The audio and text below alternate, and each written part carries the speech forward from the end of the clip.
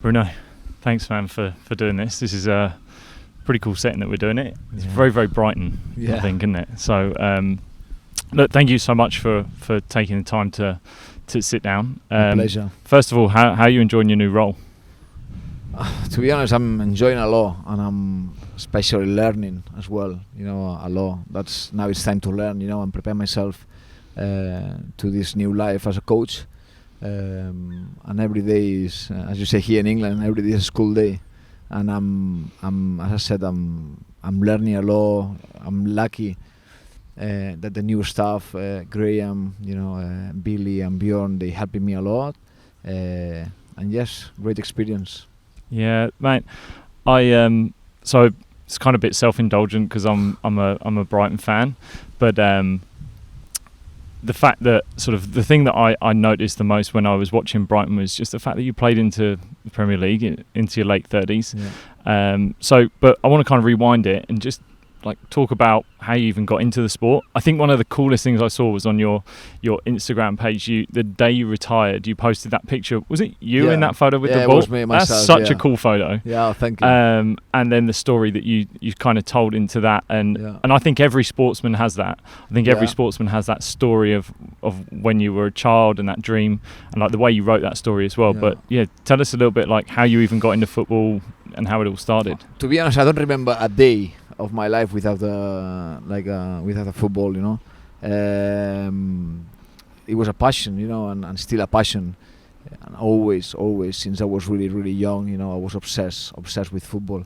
And as I said in that post, I said to my dad, I wanted to become, a footballer, a professional footballer, or the best footballer in the world, and of course he said it's gonna take a lot. But I said I'm ready, and I left home when I was 14 to play football. I had a trial in a club where it was an hour 15 away from my parents. And my parents, they said, "Are you sure you're gonna live on your own in a residence?" I said, "Yeah." I was really determined to achieve my dream, and it's just working hard and looking after myself. So then, when you started to think this was going to be something you wanted to get into, was there sort of a progression that you had to go through? So the structure that I went through as a professional, there was always a clear-cut route. Yeah. Obviously, football. There's so many people playing football in and around the world, let alone just in Spain. Mm-hmm. So was there something that you'd set your sights on, a team you definitely wanted to play for at the time, and where you wanted to play, and no sort of position you wanted to play? No, neither. And I when I was really young at that age, I was a second striker, right wing, sometimes as a midfielder, and that's one of the things that I'm seeing right now in the football. It's a lot of the kids, they want to play football to achieve something. Maybe it's not the most important thing. The most important thing is enjoying what you're doing. Totally. That's the key. I love that. If no, is what's the point? I want I want to be a professional footballer, but are you enjoying what you're doing? Yeah, it's gonna make you happy. That's the key. For me, it was really easy because I was happy playing football. Then you can, because the thing is, you're gonna have struggles during your career, and when you have struggles, if you have a why you're doing it, why, then it's you wake up the day after and you carry on doing the right things. Yeah, that's the key. If no, it's you wake up one day and you had a bad game or whatever, and you ask yourself why I'm doing this, and you don't have an answer. That's when you have problems. You know what I mean? And for me, it was always an easy answer, and to wake up again and try harder. And yours was just enjoy it. Enjoy it for whatever you're doing. I've got a son, 11 years old, and the only thing I ask him after the games is did you enjoy? Yeah. That's the main thing, is they have to enjoy. And for example, myself, sometimes some parents, they ask me you think they training enough? They doing? I said, listen, I was 14 years old and I was in a small village. A small village is 5,000 people. 14 years old in a small, really small club. Yeah. I mean, it's plenty of time, I mean, if a kid has to have a successful career, it will happen, I mean, it's it doesn't matter, And when they're really young, if we push them too much, they could get bored of the game. Yeah. It's just enjoy the game. Do you think the game's putting a bit of pressure on kids to find something else other than the actual enjoyment of the sport? Yeah. I think from an outside sometimes that looks like it, but from inside you never really know. But I'm very aware that most people's perception of sport from the outside is very close to reality on the inside as well. So there's always that kind of give and take, whether you are really getting the full story, and not. Is it the same? Have you found that? Exactly. You know, that's why we need to go back to those roots. You know, like just playing football because you love it. Yeah. Why? Because it's your sport, because it's what you like, and it's not playing football because there is a lot of money. If you think that you're gonna enjoy much more playing basketball, it's no point to play football because there is like more chances to get rich. Yeah. You know what I mean, do whatever is your passion. You know, follow your passion. That's it. That's my message, and that's what I think the people should do. I think that's an amazing message in sport, and one that gets lost quite a lot. So how did you when you were going up, as you started going higher, like yes, it starts to become a career, contracts, all these different things start to come in. How did you balance that enjoyment with, okay, now I'm going to continue playing next season, or this is a contract, this is a team that I'm going to move to, or you just, that was not in your on your radar? It was just I'm just going with enjoying the game and being me. Enjoying the game and living, you know, if you do the right things, if you work hard, if you know, I know it sounds really basic, you know what I mean? Work hard, but it's not any secret. It's what it's about. You know, I was just trying to work hard, enjoy the game, and whatever has to happen, it will. You know what I mean? And for me, I had a lot of, in my career, a lot of decisions to take, but I always tried to, like, it was quite everything, like how I felt it, you know. And sometimes I took like wrong decisions, but at that time it was the right decision. Yeah. After, it's really easy to say, it was the wrong decision, but when I was thinking about that situation, it was the right decision. And I had, you know, like contracts to sign. I had an experience, for example, where I was playing for a La Liga team, and my contract was running out, and I had a few offers. The season before, I didn't push my team to sell me because I had a contract signed, and you know, if they don't want to sell me, I cannot do anything. Yep. And the season after, you know, like I signed a contract for a team, really good team, but suddenly they went down that season, and you know, like I end up playing for Valencia after. Yeah. But it's like some you have to take decisions, you know, like really constant. Yeah. And I think, you know, I've been learning from every decision.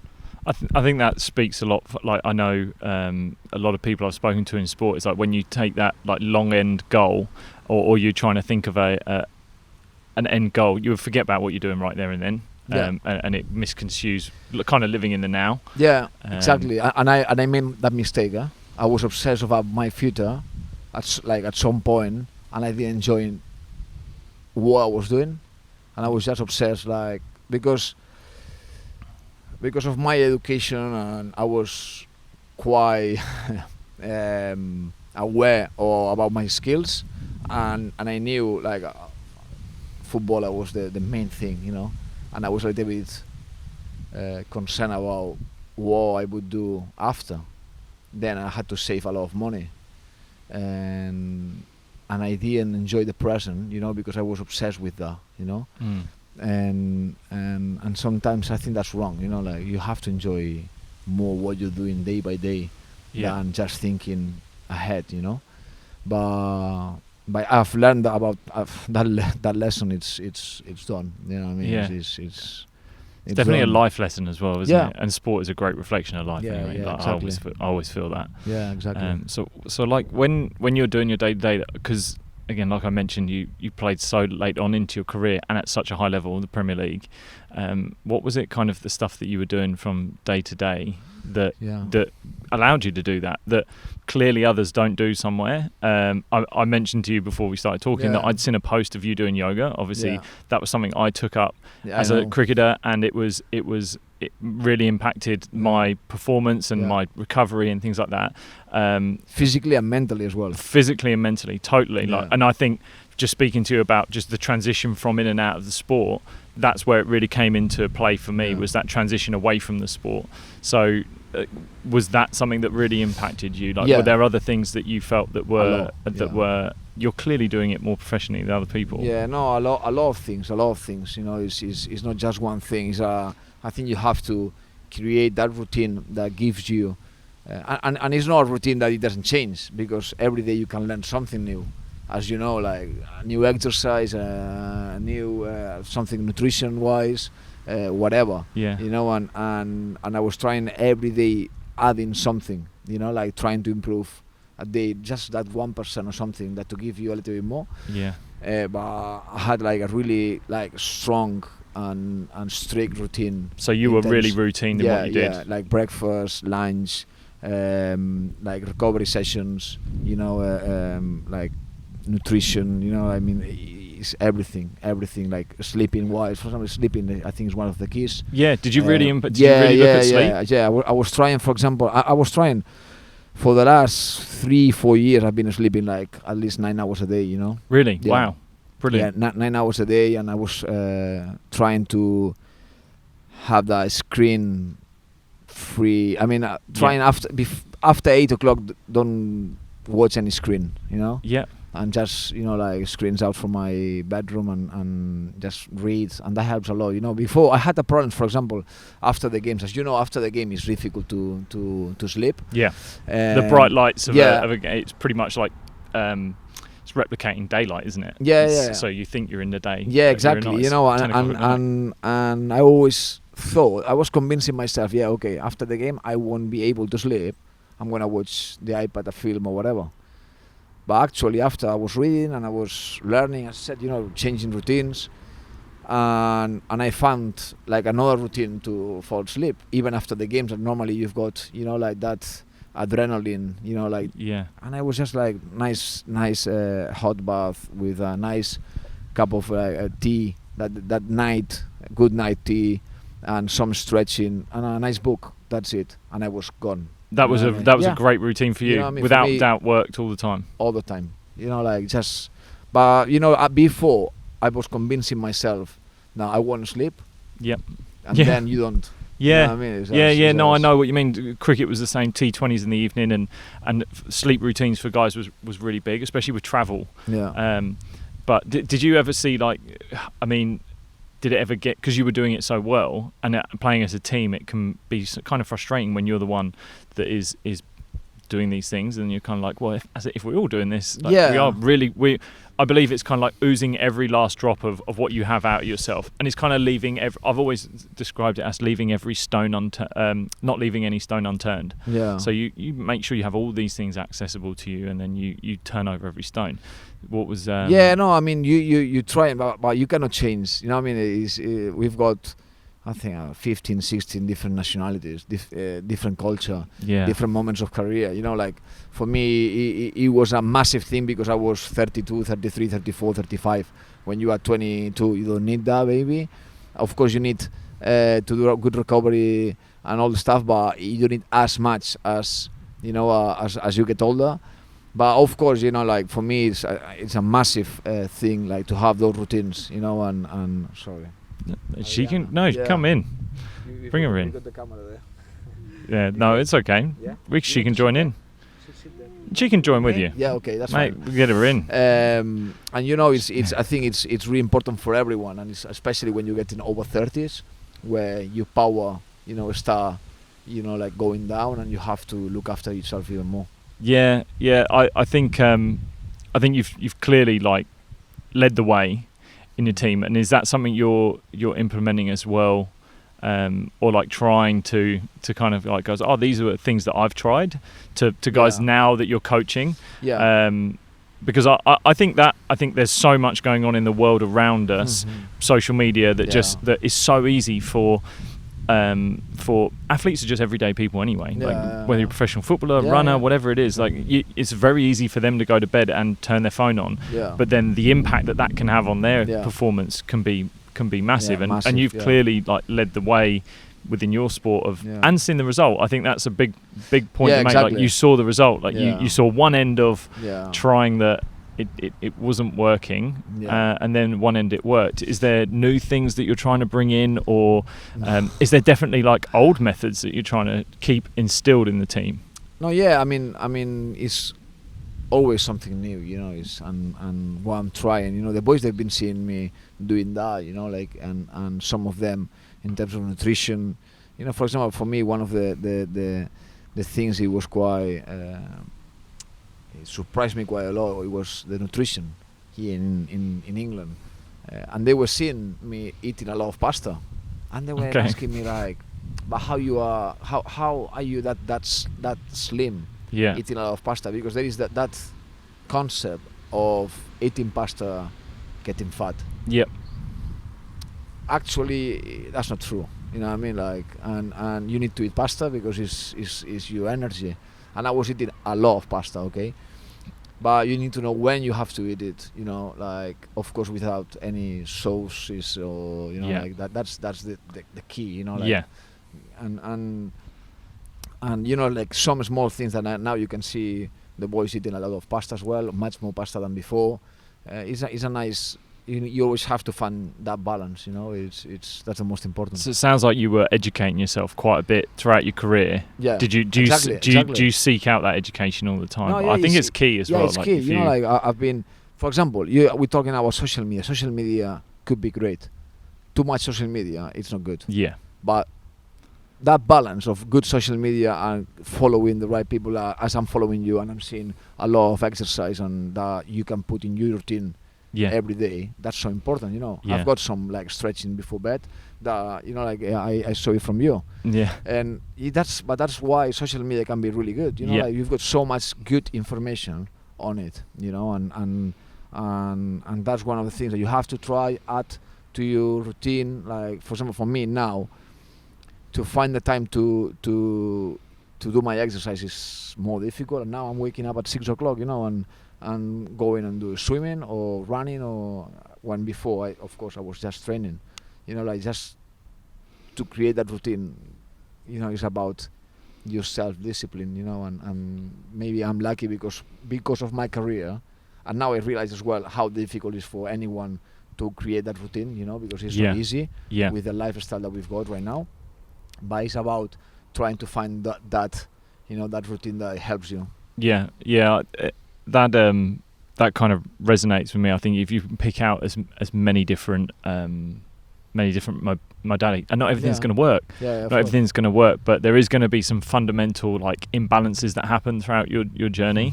And I think if you can kind of course correct at some point to kind of go away from those imbalances, because it's unhealthy balance in food. Social media is exactly the same. Exactly. Technologies around us, as much as they can help us, they can hinder us. As much as if you're eating 10 kilos of fruit salad every day, you're going to put on weight. Of course. So sugar is not bad. Too much sugar is bad. Carbs is not bad.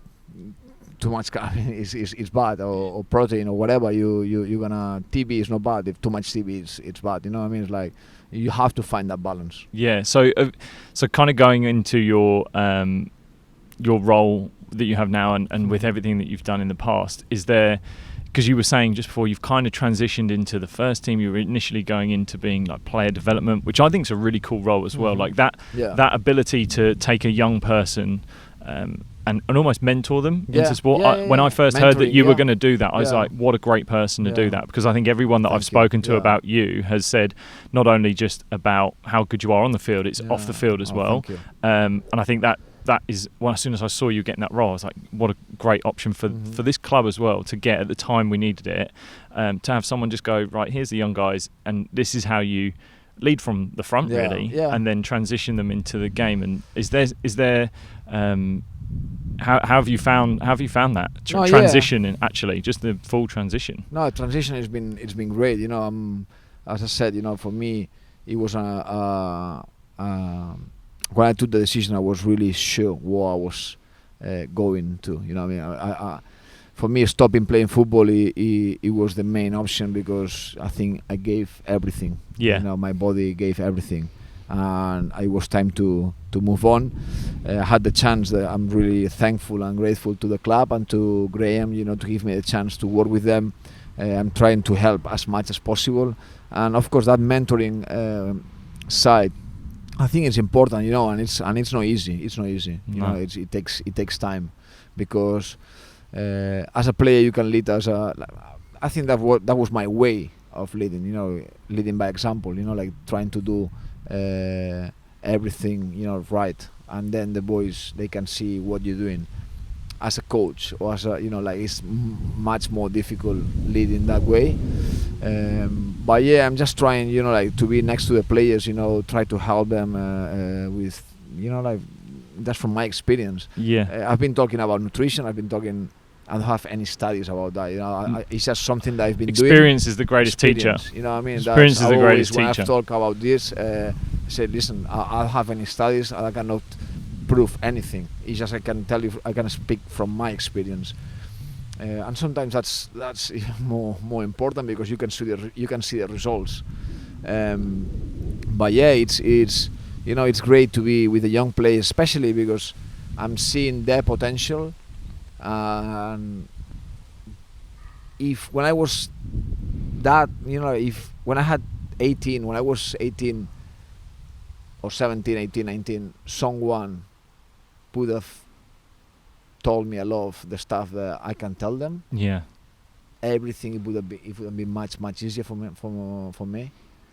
And always we say, I would like to go to 19, knowing what I know right now. Yeah. But that's sometimes it's difficult to make them to understand, because sometimes they can look at you, like I'm 19, like you're almost 39. They look you like the old guy, like. But actually, listen, my career it went like that. I become professional when I was 18. It's 20 years, and it went so fast. Yeah. And when you are 19, 20, 21, you cannot see the end. It's just I've got plenty of time.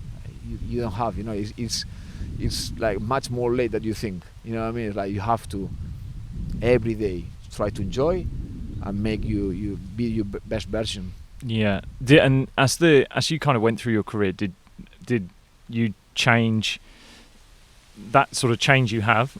I had the same. Like I definitely know, and I've met so many people that have had that same. If you could go back and speak to that younger person of yourself, but how different were you doing things towards the end compared to when you started? Completely opposite. Really? Completely opposite.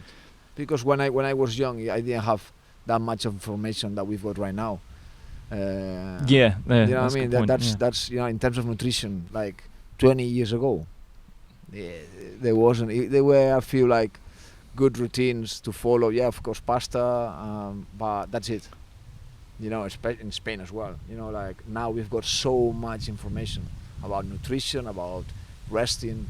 That's why physically the level of the game is going.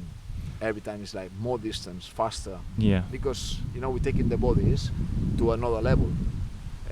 Body fats they lower because we've got much knowledge. Recovery-wise, we're recovering faster because we've got better facilities. We've got a lot of knowledge about ice bath, about cryo chambers, about recovery boots, about stretching, about everything. Like protein shakes. That is every year is another step, and we're taking the body to another level. Do you think there's sometimes too much information? We go to the same point as social media. It's like it's too much. Could be not. What I mean, you could lose. I mean, when I had the best performances it's when I didn't think, when I had that flow. Yeah. When you've got too much information, you are like quite like you don't feel like free. You know what I mean? you need to find that balance between looking after yourself, having a good life, good balance of eating properly and enjoying, of resting and having fun. If it's too much, you could not perform well because that's too much.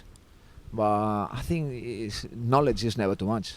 Yeah, and I'm taking on too much information, I think, can cloud you. I met a couple of ex-professional footballers who, again, kind of looking back retrospectively at their careers, they're like, I wish I hadn't tried so hard and forgotten about sort of the enjoyment and the flow of the game and just going out and kind of being where you're at.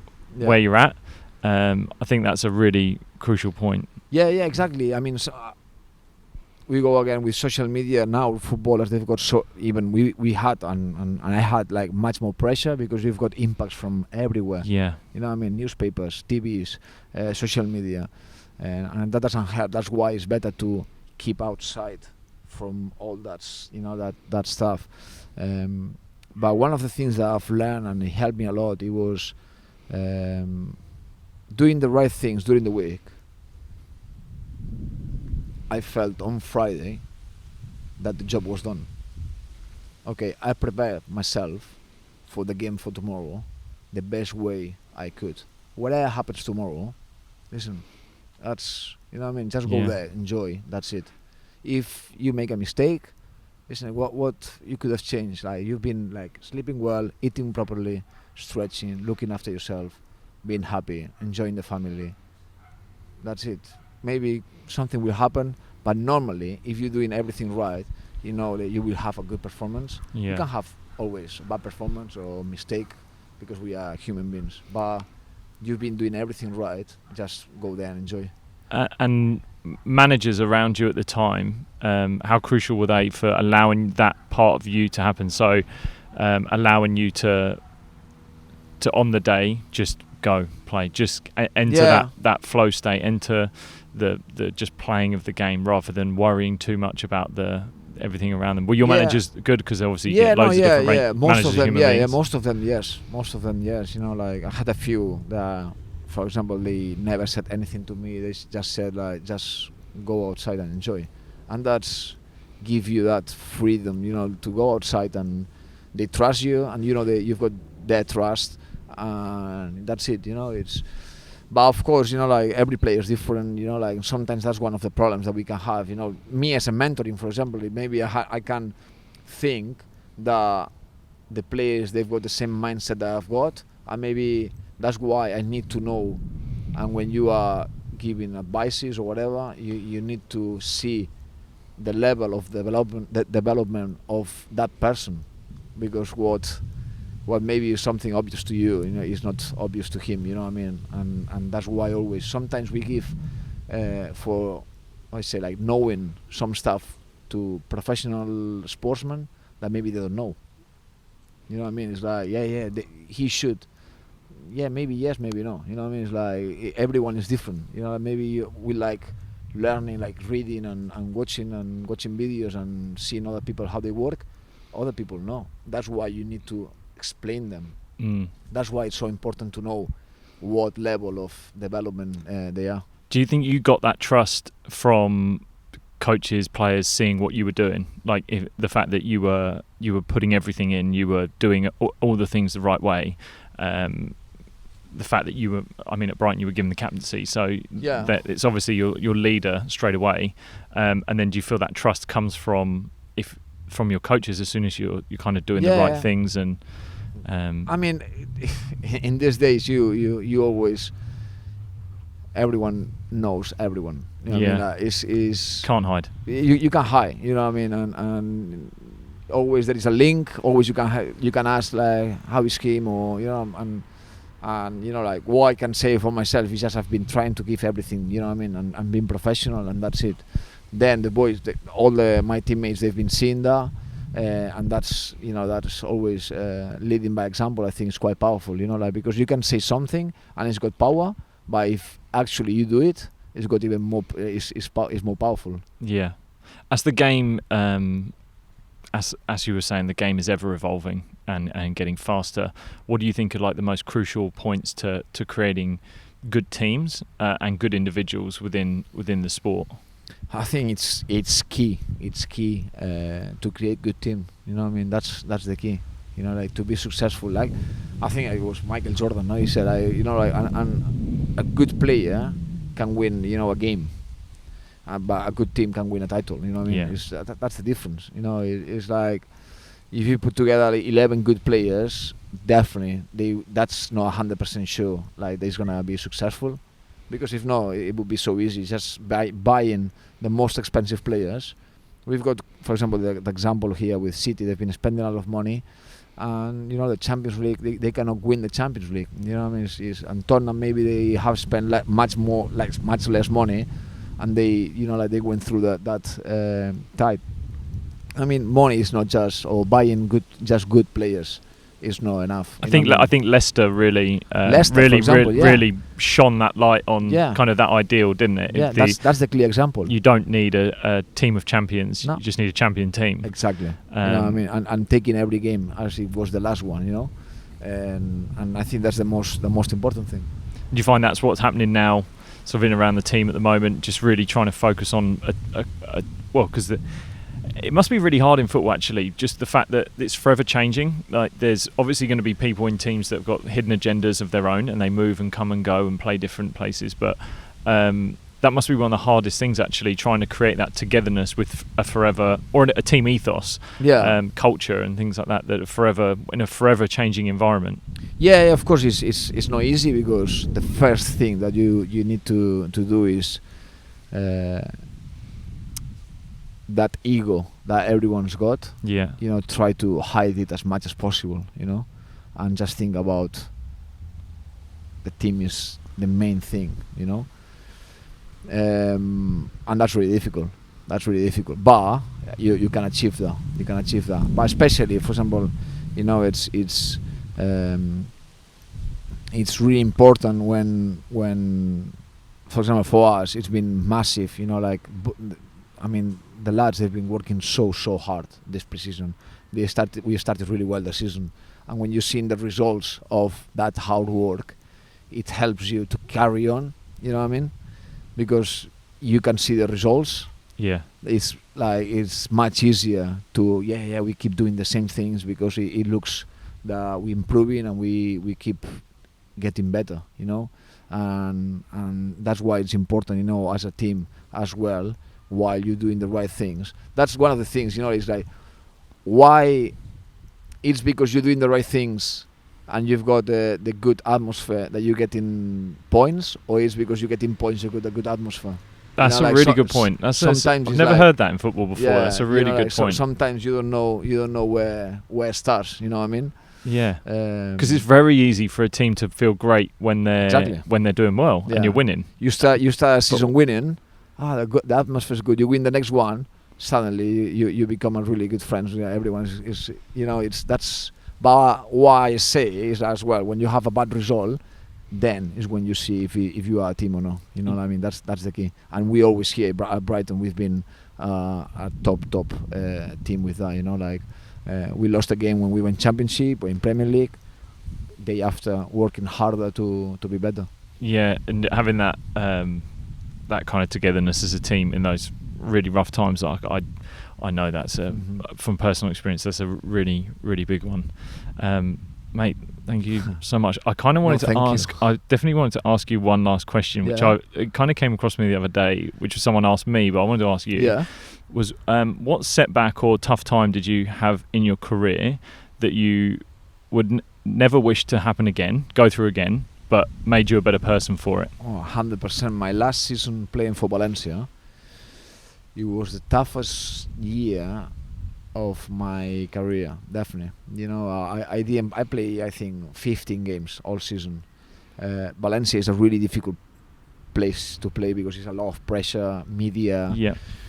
And a lot of players, they went through the same, but I've learned a lot, because at that point I just kept everything to myself. I didn't share anything, and I should have talked much more about how I was feeling. Right now I would deal so much different that situation. But it made me much more stronger, you know, like I've learned much more about myself, and it's important, you know. I think that's sometimes those setbacks, you know, like it's the same as when you play in a game.